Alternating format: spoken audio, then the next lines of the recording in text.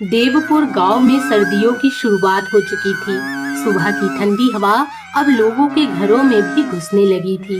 गांव के कई परिवार खेती और मजदूरी पर निर्भर थे, लेकिन नदी के किनारे रहने वाले कुछ परिवारों की जिंदगी मछलियों से चलती थी। उन्हीं में से एक था केशव का परिवार। केशव जी, रात से ठंड बढ़ती ही जा रही है। आज नदी पर जाने का इरादा तो नहीं है आपका?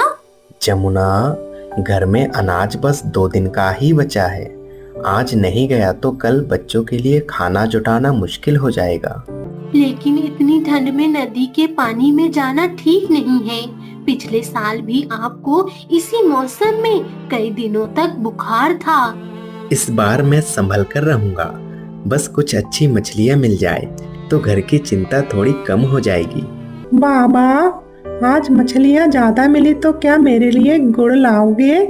हाँ बेटा, आज अच्छी कमाई हुई तो तुम्हारे लिए गुड़ जरूर लाऊंगा। और मेरे लिए क्या लाओगे पापा? तुम्हारे लिए भी कुछ अच्छा लेकर आऊंगा गौरी बेटा। आप बच्चों से वादा तो कर देते हैं, लेकिन अपनी हालत भी देखिए। आपकी चप्पल टूट चुकी है और ठंड में हाथ भी कांप रहे हैं। गरीबी ने हमें बहुत कुछ कम दिया है जमुना, लेकिन मेहनत करने की हिम्मत तो दी है। जब तक हाथ पैर चल रहे हैं, मैं बच्चों को भूखा नहीं सोने दूंगा। मैं आपको रोकना नहीं चाहती, बस इतना चाहती हूँ कि नदी के हालात खराब हो तो वापस लौट आइएगा। ठीक है मेरी जमुना, तुम्हारी बात जरूर मानूंगा। इसे अच्छे से ओढ़ लीजिए, बाहर बहुत ठंडी हवा चल रही है। तुम चिंता मत करो जमुना, शाम होने से पहले लौटने की कोशिश करूंगा। केशव के पास बड़ी नाव नहीं थी, ना ही महंगे मछली पकड़ने के सामान। उसके पास बस एक पुरानी नाव, एक जाल और नदी का बरसों का अनुभव था। लेकिन इस बार नदी का मौसम उसके लिए आसान नहीं था। हे भगवान, आज बस इतनी मछलियाँ मिल जाए कि घर का राशन आ सके। बच्चों को निराश नहीं करना चाहता। अरे, आज तो पानी और भी ठंडा हो गया है। नाव अभी ठीक है, बस भगवान का नाम लेकर काम शुरू करता हूँ। अरे, आज तो पहली कोशिश ही खाली गई। अगर पूरे दिन यही हाल रहा तो घर क्या लेकर जाऊंगा? नहीं, अभी हार नहीं मानूंगा। थोड़ा और आगे जाकर देखता हूँ। ये क्या चमक रहा है? ये संदूकची यहाँ कौन छोड़ कर गया है? उफ, काफी भारी है। जिसकी भी चीज है उसे वापस करना चाहिए, लेकिन मालिक का पता कैसे चलेगा? बचाओ, बचाओ, कोई है क्या? अरे, वहाँ कौन है? चाचा, मेरी मदद करो। डरो मत बेटा, मैं अभी तुम्हारे पास आ रहा हूँ। केशव को उस समय सिर्फ उस बच्चे की चिंता थी। उसे बिल्कुल भी अंदाजा नहीं था कि उसी दिन नदी उसे ऐसी राह पर ले जाने वाली है जहाँ उसकी मेहनत के साथ साथ उसकी ईमानदारी और इंसानियत की भी परीक्षा होने वाली थी। बेटा, घबराओ मत, जल्दी से नाव में आ जाओ। इतनी ठंड में यहाँ अकेले बैठना ठीक नहीं है। चाचा, मेरी मदद करो, मैं रास्ता भटक गया हूँ। मुझे अपनी माँ के पास जाना है। कुछ नहीं होगा बेटा, अब तुम मेरे साथ हो। पहले नाव में आके बैठो, फिर मैं तुम्हें तुम्हारी माँ के पास पहुँचा दूंगा। चाचा, आपको मेरी वजह से बहुत परेशानी हो रही है। बेटा, परेशानी की बात मत करो। मुसीबत में किसी की मदद करना ही तो इंसानियत है। केशव को आज मछलियाँ पकड़ने में अभी तक सफलता नहीं मिली थी, फिर भी उसने अपनी कमाई की चिंता छोड़कर बच्चे की मदद करना जरूरी समझा। चाचा, मेरा नाम किशन है। मेरी माँ नदी के उस पार मेरा इंतजार कर रही होगी। चिंता मत करो किशन, थोड़ी ही देर में तुम अपनी माँ के पास होंगे। चाचा, चाचा, नाव हिल रही है। डरो मत बेटा, बस चुपचाप बैठो, मैं नाव संभाल रहा हूँ। बस अब सब ठीक है। किशन, अम्मा, बेटा, मैं तो डर गई थी कि तुम्हें कुछ हो गया है। अम्मा, चाचा ने मुझे बचाया है। भैया, आपने मेरी बेटी की जान बचा ली। मैं आपका यह एहसान कभी नहीं भूलूंगी। बहन जी, एहसान मत कहिए। आपका बच्चा मुसीबत में था, बस इसलिए मदद कर दी। भगवान आपके परिवार को हमेशा खुश रखे। बस यही आशीर्वाद चाहिए बहन जी। चाचा, चाचा आपकी नाव में यह संदूक कैसी है? ये संदूकची मुझे नदी में मिली है किशन बेटा। मुझे नहीं पता इसमें क्या है। भैया, नदी में मिला है तो इसे संभाल कर रखिएगा। हो सकता है किसी की जरूरत की चीज हो। बहन जी, मैं इसे अपने पास नहीं रखूंगा, पहले मालिक का पता लगाऊंगा। बच्चे को सुरक्षित पहुंचाने में केशव का काफी समय निकल चुका था। अब दिन ढलने लगा था और उसके घर में राशन भी कम था। हे भगवान, आज बस इतनी मछलियां दे देना कि बच्चों के लिए खाना आ सके। चलो, कुछ तो मिला। लगता है आज इतना ही नसीब में था। अगर इसमें कोई कीमती चीजें हुई तो घर की हालात भी खराब है, लेकिन जो मेरा नहीं है उसे रखना भी तो गलत होगा। नहीं, भूखा रह लूंगा, लेकिन किसी की चीज नहीं रखूंगा। अरे ओ केशव, इतनी दूर क्या कर रहे हो? मछलियां पकड़ रहा हूँ भैरोलाल जी। और वो तुम्हारे नाव में क्या है? नदी से मिली है, पता नहीं किसकी है। नदी से मिली है तो खोलकर देखो, शायद अंदर सोना चांदी हो। जिसकी चीज होगी उसे लौटाऊंगा। बिना जाने इसे खोलना सही नहीं होगा। तुम भी बड़े अजीब हो, घर में खाने को नहीं और ईमानदारी का इतना ख्याल। गरीबी से इंसान छोटा नहीं होता भैरोलाल जी, गलत काम करने से जरूर छोटा हो जाता है। ठीक है केशव, लेकिन याद रखना, हर चीज को छिपाकर नहीं रखा जा सकता है। इसे इस संदूकची में इतनी दिलचस्पी क्यों है? केशव जी, आप आ गए? मैं कब से आपका इंतजार कर रही थी। हाँ जमुना, आज देर हो गई है। इतनी कम मछलियाँ? आज नदी ने साथ नहीं दिया जमुना। जी, ये क्या है? नदी में मिली है, किसी की चीज लगती है। कहीं इसके कारण कोई मुसीबत ना आ जाए। अरे ओ केशव, दरवाजा खोलो। मुझे पता है कि नदी से मिली संदूकची तुम्हारे पास है। केशव जी, इसे कैसे पता चला?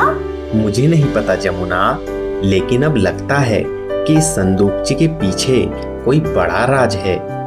जी, दरवाजा मत खोलिए, पहले पूछ लीजिए कि बाहर कौन है। हाँ जमुना, तुम बच्चों को अपने पास रखो, मैं जाके देखता हूँ कौन है बाहर। दरवाजा खोलो केशव, मैं तुमसे उसी संदूक के बारे में बात करने आया हूँ। पहले अपना नाम बताओ। मेरा नाम हरिया है। नदी के पास मेरी नाव थी। कुछ दिन पहले वह तेज बहाव में बह गई थी। केशव, मुझे शक है कि वह संदूकची मेरी नाव के साथ बह गई थी। अगर वह तुम्हें मिली है तो मुझे दे दो। लेकिन तुम्हें कैसे पता कि मेरे पास संदूकची है? नदी किनारे मछुआरे में खबर फैल गई है, किसी ने तुम्हें उसे नाव में रखते देखा था। लेकिन अगर ये आपकी है तो इसमें क्या है? कुछ जरूरी सामान है, बस इतना समझ लो कि मुझे वह वापस चाहिए। अगर आपकी है तो मैं जरूर लौटाऊंगा, लेकिन सिर्फ कह देने से मैं इसे नहीं दे सकता। कोई निशानी बताइए। उस संदूकची के पीछे एक छोटा सा निशान बना है, 3 गोल रेखाओं का। निशान तो सच में है। तो अब संदूकची मुझे दे दो।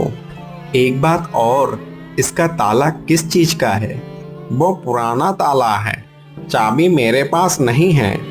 अगर संदूकची आपकी है तो सुबह पंचायत के सामने आपको दे दूंगा। रात में इस तरह बिना किसी गवाह के मैं इसे नहीं दूंगा। तुम मुझ पर शक कर रहे हो केशव? मैं किसी पर शक नहीं कर रहा, बस यही काम करना चाहता हूँ। ठीक है केशव, सुबह पंचायत में मिलना। केशव जी, मुझे उस आदमी की बात कुछ ठीक नहीं लगी।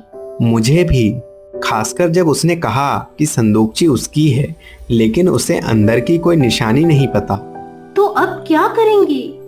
सुबह पंचायत में सबके सामने फैसला होगा। अगर इसमें सच में बहुत कीमती चीज हुआ तो भी वह हमारी नहीं होगी जमुना। लेकिन घर की हालात भी तो देखिए, राशन खत्म होने वाला है, सोनू की चप्पल टूट गई है और मेरी दवा भी खत्म हो गई है। मुझे सब पता है जमुना, लेकिन किसी दूसरे की मजबूरी का फायदा उठाकर अपनी परेशानी दूर करना सही नहीं होगा। आप सही कहते हैं। उस रात केशव के घर में ना तो अच्छी नींद थी और ना ही सुकून। एक तरफ घर की जरूरतें थी और दूसरी तरफ ऐसी चीजें जो शायद उसकी सारी परेशानी खत्म कर सकती थी। लेकिन केशव ने अपना फैसला कर लिया था। अरे ओ केशव, तुमने कहा था कि तुम्हें नदी से यह संदूकची मिली है। अब हरिया इसे अपना बता रहा है। पहले तुम पूरी बात बताओ। मुखिया जी, मुझे संदूकची कल सुबह नदी के बीच कीचड़ में फंसी मिली थी। ताला लगा हुआ था। मैंने इसे खोलने की कोशिश तक नहीं की। अरे ओ हरिया, अब तुम बताओ। यह संदूकची मेरी है मुखिया जी। मेरी नाव कुछ दिन पहले बह गई थी और इसमें मेरे घर की जरूरी चीजें थी। इसकी कोई पहचान बता सकते हो तुम? पीछे 3 गोल रेखाओं का निशान बना है। निशान तो सही है। जी बिल्कुल मुखिया जी। तो फिर मामला साफ लगता है। मुखिया जी, एक बात कहूँ? कहो रामदी। मैंने यह संदूकची पहले भी देखी है, लेकिन यह हरिया की नहीं है। तुम क्या कह रहे हो रामदीन? मैंने इसे करीब 1 महीने पहले नदी के उस पार एक व्यापारी के नाव में देखा था और उस संदूकची पर यह निशान तब भी था महाराज। हरिया, अब सच सच बताओ, यह संदूकची तुम्हारी नहीं है तो तुम इसे लेने क्यों आए हो? मुखिया जी, मुझे लगता है इस संदूकची की असली कहानी अभी सामने नहीं आई है। अरे ओ हरिया, अब चुप रहने से काम नहीं चलेगा। अगर यह संदूकची तुम्हारी नहीं है तो सच बताओ, तुम इसे लेने यहाँ क्यों आए थे? मुखिया जी, मैं बस इसे पहचानना चाहता था। झूठ मत बोलो हरिया।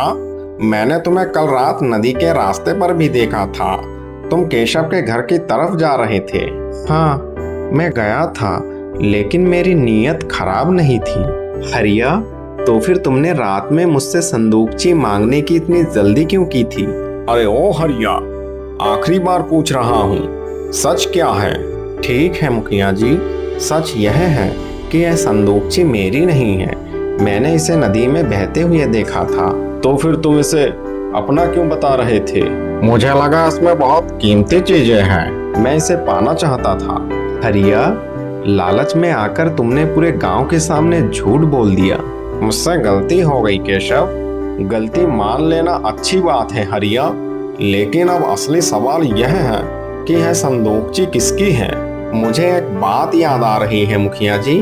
करीब 1 महीने पहले शहर से अनाज लेकर एक व्यापारी की नाव इस रास्ते से गुजरी थी। अचानक नदी में बहुत तेज तूफान आया था। शायद उसी नाव से संदूकची गिरी होगी मुखिया जी। अगर व्यापारी की नाव थी तो शायद हमें उसका पता लगाना चाहिए महाराज जी। बिल्कुल केशव, तुमने इसे पाया है, इसलिए जब तक मालिक नहीं मिल जाता इसे तुम्हारे पास सुरक्षित रखा जाएगा। जी मुखिया जी, मैं इसे पूरी जिम्मेदारी से रखूंगा। केशव ने संदूक अपने पास तो रख ली, लेकिन उसके मन में एक सवाल लगातार घूम रहा था। आखिर उसके अंदर ऐसा क्या था जिसके लिए हरिया जैसा आदमी झूठ बोलने तक को तैयार हो गया? क्या हुआ जी? पंचायत में क्या फैसला हुआ? हरिया झूठ बोल रहा था जमुना। संदूकची उसकी नहीं है। तो फिर असली मालिक कौन है? यही पता करना है जमुना। बाबा, इसे खोल क्यों नहीं देते? पता तो चले अंदर क्या है। नहीं सोनू बेटा, जो चीज हमारी नहीं है उसे बिना इजाजत खोलना ठीक नहीं है। लेकिन अंदर कुछ भी नहीं हुआ तो? तब भी यह किसी और की चीज है सोनू बेटा। आपकी यही बात मुझे सबसे अच्छी लगती है। केशव काका, केशव काका, क्या हुआ मोहन? केशव काका, नदी के पुराने घाट पर कुछ लोग आए हैं। वे किसी संदूकची के बारे में पूछ रहे हैं काका। क्या कहा मोहन?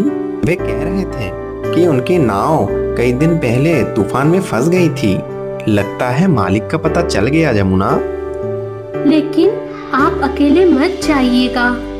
मैं मुखिया जी को साथ लेकर जाऊंगा जमुना। क्या आप केशव हैं? जी, मैं ही केशव हूँ। आप कौन हैं? मेरा नाम गोविंद लाल है। करीब 1 महीने पहले मेरी नाव इसी नदी में तूफान में फंस गई थी। मेरी एक छोटी पीतल की संदूकची नदी में गिर गई थी। उस संदूकची की कोई पहचान बता सकते हो? उसके ढक्कन के अंदर एक छोटा सा लाल धागा बंधा है और उसके नीचे मेरी पत्नी का नाम खुदा हुआ है, सावित्री। तो शायद अब इसका असली मालिक मिल गया। क्या वह संदूकची आपके पास है? जी, मेरे घर में सुरक्षित है, लेकिन मैं बिना पूरी पहचान के आपको नहीं देना चाहता था। भाई, मैं कई दिनों से उसे ढूंढ रहा हूँ। उसमें मेरे व्यापार के कागज और मेरे पत्नी की कुछ जरूरी चीजें थीं। मुझे लगा था सब कुछ नदी में खो गया। केशव ने ईमानदारी दिखाई, तभी आपकी चीज आप तक वापस पहुंच पाई है। मैं आपका एहसान कैसे चुकाऊंगा? मुझे कुछ नहीं चाहिए, बस अपनी चीज संभाल कर रखिए। नहीं भाई, आपने चाहा होता तो इसे अपने पास रख सकते थे। मैं आपकी ईमानदारी का सम्मान जरूर करूंगा। मैंने वही किया जो हर इंसान को करना चाहिए। तो मिल गया इसका मालिक? हाँ जमुना, गोविंद लाल नाम का व्यापारी था, उसकी ही संदूकची निकली। भगवान का शुक्र है, अब यह मुसीबत हमारे घर से दूर हो गई। हाँ जमुना, लेकिन जाते जाते वह हमें एक बात सिखा गई। मुश्किल समय में सबसे आसान रास्ता गलत रास्ता लगता है, लेकिन अगर इंसान उस समय भी सही रास्ता पकड़ ले तो वही उसकी सबसे बड़ी कमाई होती है जमुना। अरे ओ केशव भाई, इसे रख लीजिए। यह आपकी मेहनत और ईमानदारी का छोटा सा सम्मान है। नहीं भाई, इसकी जरूरत नहीं। इसे दान मत समझिए, इसे अपने बच्चों के लिए मेरे तरफ से आशीर्वाद समझिए। अगर यह बच्चों के काम आएगा तो मैं इसे रख लेता हूँ। आपका बहुत धन्यवाद। सर्दी अभी पूरी खत्म नहीं हुई थी। उसी बीच अचानक मौसम बदल गया। रात भर हुई बारिश में नदी का पानी बढ़ गया था। गांव वालों को डर था कि अगर पानी और बढ़ा तो नदी किनारे बसे घरों के लिए बड़ी मुसीबत खड़ी हो सकती है। केशव जी, आज नदी के पास मत जाइएगा, पानी का बहाव बहुत तेज है। हाँ जमुना, आज मछलियाँ पकड़ने का इरादा नहीं है। पहले देखना होगा कि नदी की पानी कितनी बड़ी है। अच्छा है, कुछ दिन पहले जो हुआ उसके बाद मैं नदी को लेकर और डरने लगी हूँ। अरे ओ केशव, देखो पानी कितनी तेजी से बढ़ रहा है। अगर बारिश दोपहर तक नहीं रुकी तो नीचे वाली बस्ती में पानी घुस सकता है। मुखिया जी, नीचे वाली बस्ती में तो कई बूढ़े और बच्चे रहते हैं। हाँ केशव, हमें उन्हें अभी सुरक्षित जगह पहुंचाना होगा। तो फिर देर किस बात की मुखिया जी? मेरी नाव सबसे पहले वहीं जाएगी। लेकिन पानी बहुत तेज है, नाव संभालना आसान नहीं होगा। नदी का रास्ता मैं जानता हूँ मुखिया जी, सावधानी रखेंगे तो लोगों को निकाला जा सकता है। केशव के सामने फिर वही नदी थी, लेकिन इस बार उसके हाथ में जाल नहीं था। उसकी नाव में मछलियों की टोकरी की जगह गांव के लोगों को बचाने की जिम्मेदारी थी। सब लोग घबराएं मत, पहले बच्चे और बुजुर्ग नाव में बैठेंगे, बाकी लोग बारी बारी से आए। बेटा, मैं नहीं चल पा रही हूँ। अम्मा, आप चिंता मत कीजिए, मैं आपको खुद नाव तक पहुँचाऊंगा। केशव भैया, पानी घरों के अंदर आने लगा है, सब लोग जल्दी करो, किसी को पीछे मत छोड़ना। चाचा, नाव डूब तो नहीं जाएगी? नहीं बेटा, तुम बस भगवान का नाम लो और चुपचाप बैठे रहो। हे भगवान! सब लोग नीचे बैठ जाओ, कोई खड़ा मत होना। वाह केशव, अगर तुम समय पर नहीं पहुंचते तो पता नहीं आज क्या होता। मुखिया जी, मैंने वही किया जो कोई भी इंसान मुसीबत में करता है। केशव भाई, आज मुझे समझ आया कि उस दिन मैंने तुम्हें इनाम देने की कोशिश क्यों की थी और तुम क्यों कह रहे थे कि इसकी ज़रूरत नहीं है। आप यहाँ कैसे? मैं गांव से गुजर रहा था, नदी बड़ी हुई देखी तो यहाँ रुक गया। तुम्हें लोगों की मदद करते देखा तो लगा कि तुम्हारी ईमानदारी सिर्फ बातों में नहीं है। भाई, किसी की जान बचाने के बदले कोई इनाम नहीं चाहिए। इसीलिए तो तुम्हारे लिए मेरे मन में सम्मान और बढ़ गया है। इसे अब भीख या इनाम मत समझना। मैं चाहता हूँ कि तुम इससे अपने बच्चों के लिए एक मजबूत नाव और जरूरी सामान खरीदो, ताकि तुम्हें हर मौसम में इतना खतरा न उठाना पड़े। अगर इससे मेरे बच्चों का भविष्य सुरक्षित होगा तो मैं इसे जरूर स्वीकार कर लूंगा। बाबा, हमारी नाव तो पहले वाली से बहुत सुंदर और बड़ी है। बाबा, आप ठंड में भी सुरक्षित रहेंगे ना? हाँ सोनू बेटा, अब मैं अपनी जान जोखिम में डालकर काम नहीं करूंगा। देखा जी, आपकी ईमानदारी और अच्छे कर्म आखिरकार आपके पास आ ही गई। हाँ जमुना, उस दिन अगर मैं संदूकची अपने पास रख लेता तो शायद कुछ दिनों की परेशानी दूर हो जाती, लेकिन आज हमारे पास उससे कहीं बड़ी चीजें हैं, सम्मान और भरोसा। और सबसे बड़ी बात, आपने बच्चों को भी सिखा दिया कि मुश्किल समय में गलत रास्ता नहीं चुनना चाहिए। याद रखना बच्चों, गरीबी से कभी शर्मिंदा मत होना, लेकिन लालच में आकर किसी का हक मत छीनना। हम कभी गलत काम नहीं करेंगे बाबा। केशव की जिंदगी में मुश्किलें पूरी तरह खत्म नहीं हुई थी, लेकिन अब वह उनसे डरता नहीं था। उसने समझ लिया था कि मेहनत से पेट भरता है, मगर ईमानदारी इंसान को सम्मान दिलाती है। और जब इंसान दूसरों की मदद करता है तो अच्छे कर्म किसी न किसी रूप में उसके पास लौटकर जरूर आते हैं। उस दिन से केशव ने अपनी मेहनत जारी रखी और अपने परिवार के साथ सुकून भरी जिंदगी बिताने लगा। अब उसके पास सिर्फ एक नई नाव नहीं थी, बल्कि अपने अच्छे कर्मों से कमाया हुआ ऐसा भरोसा था जिसे कोई नदी बहाकर नहीं ले जा सकती थी।